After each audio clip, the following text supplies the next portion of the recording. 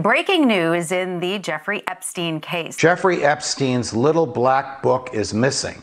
Guess what? The FBI just arrested the living version of that little black book. Ghislaine Maxwell has now been arrested. This is the biggest day in the Jeffrey Epstein story since Jeffrey Epstein's death almost a year ago.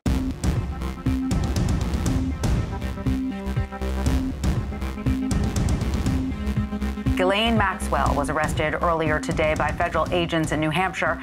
Now facing charges, prosecutors saying Ghislaine Maxwell helped Epstein to, quote, recruit, groom, and ultimately abuse young girls. And a lot of people thought she may have fled the country, but no, she was arrested in Bradford, New Hampshire. So it was very surprising that she is hiding out really under everyone's noses in the United States. Reuters reporting she was found on a 156-acre property she bought in all cash last December and under the guise of an LLC that she used to protect her identity. Maxwell is facing 6 separate charges, including conspiracy to entice minors to travel to engage in sexual acts, transportation of a minor with intent to engage in criminal sexual activity, and 2 counts of perjury. Longtime associate Epstein has been hit with 6 criminal charges, including enticement of a minor to engage in illegal sex acts. 35 years in prison if convicted on all of those charges.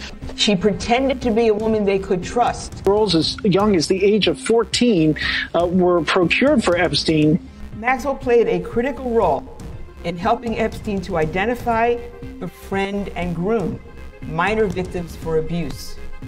In some cases, Maxwell participated in the abuse herself. There are many, many victims who are saying that Ghislaine Maxwell was the person who found them, groomed them, brought them into Jeffrey Epstein's orbit, and arranged their travel. After developing a rapport with victims, Maxwell then tried to normalize sexual abuse with a minor victim through a process known as grooming.